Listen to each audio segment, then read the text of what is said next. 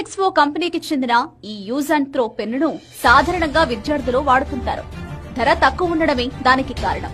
అలాంటి విద్యార్థుల్లో ఒక అభిమాని తాను వాడే సాధారణ పెన్నును పవన్ కు గిఫ్ట్ గా ఇచ్చాడు.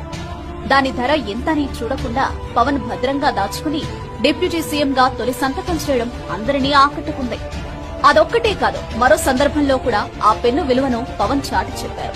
ఎమ్మెల్యేగా గెలిచిన తర్వాత అన్న చిరంజీవి ఇంటికి పవన్ వచ్చారు. అప్పుడు చిరంజీవి సతీమణి తన వదిన అయిన Surekha Mont Blanc special edition పెన్నును పవన్ కు బహుమతిగా ఇచ్చారు. ₹1,00,000 పైగానే ఆ పెన్ను ధర ఉంటుంది. ఆ పెన్నును జేబులో పెట్టుకునే సందర్భంలో కూడా పవన్ ఆ ₹10 పెన్నును నిర్లక్ష్యం చేయలేదు. తన వదిన ఇచ్చిన పెన్ను పక్కనే ఆ ₹10 పెన్నుకు స్థానం ఇచ్చారు. పంచాయతీరాజ్ శాఖ మంత్రిగా బాధ్యతలు తీసుకునేటప్పుడు మాత్రం మొదటి ఫైలుపై వదిన ఇచ్చిన పెన్నుతో సంతకం చేశారు. అప్పుడు కూడా ఆ ₹10 పెన్ను వెంటే ఉంది. పెన్ను ధర కన్నా తన అభిమాని చూపించిన